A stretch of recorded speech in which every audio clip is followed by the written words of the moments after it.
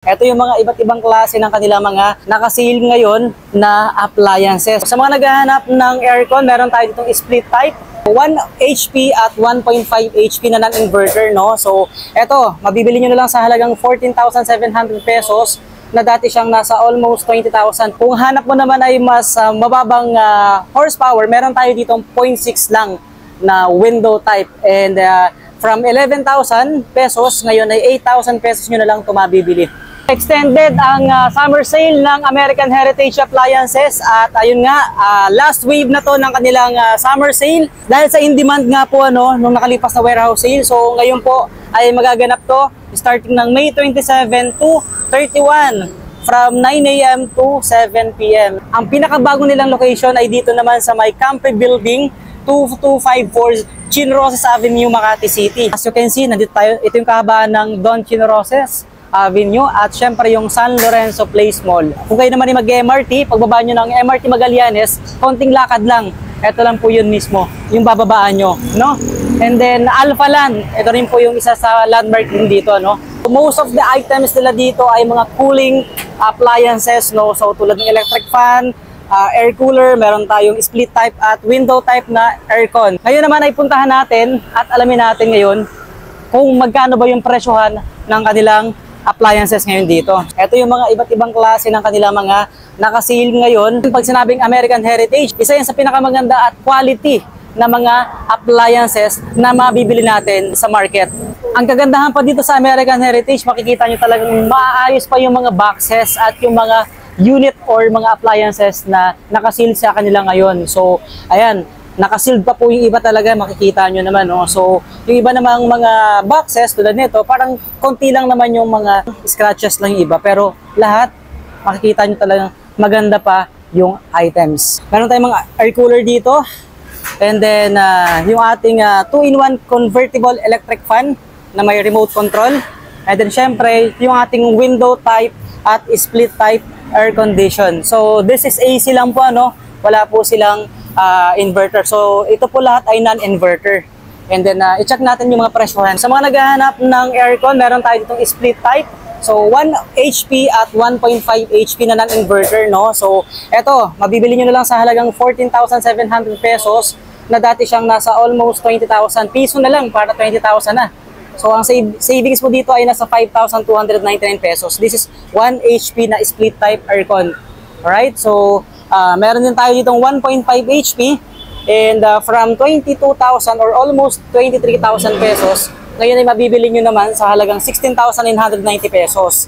And 6,000 plus naman yung na-save mo dito. So, dalawang klase lang ng split type yung meron sa kanila dito. Isang 1 HP and isang 1.5 HP. Sa mga naghahanap naman ng window type, meron tayo ditong 1 HP. Sa halagang 11,000 pesos ito, mabibili nyo na lang to. Ang SRP price nito before ay nasa 16,499 pesos at ang savings mo naman ay nasa 5,219. Meron tayo dito 0.6 lang na window type and from 11,000 pesos, ngayon ay 8,000 pesos nyo na lang ito mabibili. Paalala lang guys, no, yung mga aircon nila dito, limited stocks lang yung available. Bago ka magpakabit ng inyong aircon, kailangan alamin nyo muna yung sukat ng inyong kwarto, yung paglalagyan. So meron naman po itong sukat. By the way, sa magpapa-install pala ng kanilang split type, pwede nyo pong itanong sa mga personal nila, may mga authorized na service center sa malapit sa area nyo, no? Varies din po, depende rin po yun sa layo ng location nyo at the same time, doon sa pag-installan ng split type ng aircon. Nationwide ang kanilang service center sa mga lalo naman sa mga magpapakabit ng split type aircon. And sila na din po ang bahalang mag-assist sa inyo kung magkano nga rin ba yung magiging expenses ng pagpapa-install nyo ng split type. So may mga authorized naman sila na service center dyan sa area nyo. For example, Luzon, Visayas, Mindanao. So available po sila. Sa mga naghahanap naman ng electric fan, ito 2-in-1 na convertible electric fan kasi pwede siyang maging desk fan at the same time pwede siyang maging stand fan. So ito yung sample nun. Dalawang color yung available. Meron tayong black, which is ito po yung sample natin. And then meron ding white. So kagandahan dito, meron na po siyang kasamang remote and battery. Yung mesh niya, may protection siya para sa mga bata na malilikot yung kamay. Mga naghahanap naman ng mas malamig pa sa electric fan, meron tayong available dito na air cooler. So, dalawang size na lang yung available, no? 20 liters at isang 30 liters. So, sa 30 liters natin, from 10,000 pesos, 10,000 na yan eh, ngayon ay 6,500 na lang. So, ang savings mo naman dito is 3,499 pesos. And then, meron tayo ditong 20 liters. Dati naman tong 8,000, ngayon ay 5,500. Ito po yung sample niya na ito nga po yung nilalagyan ng yelo. So, ito yung ipapasok yung mga ice cubes. May kasama na rin po itong remote control. May swing and cooling control din to, no? And then fan speed. So, ito yung ating control. So, automatic nag-a-alarm siya pag naubusan na ng tubig. By the way, yung mas mura pa dito ay naubos na, sold out na sa nakalipas na warehouse sale doon sa may Cansion, no? So, ito na lang yung dalawang available nila. Nga, no? So, nationwide ang kanilang service center sa mga lalo naman sa mga magpapakabit ng or magpapa-install ng mga split type aircon. And sila na din po ang bahalang mag-assist sa inyo kung magkano nga rin ba yung magiging expenses ng pagpapa-install nyo ng split type. So may mga authorized naman sila na mas malapit na service center dyan sa area nyo. For example, Luzon, Visayas, Mindanao. So available po sila.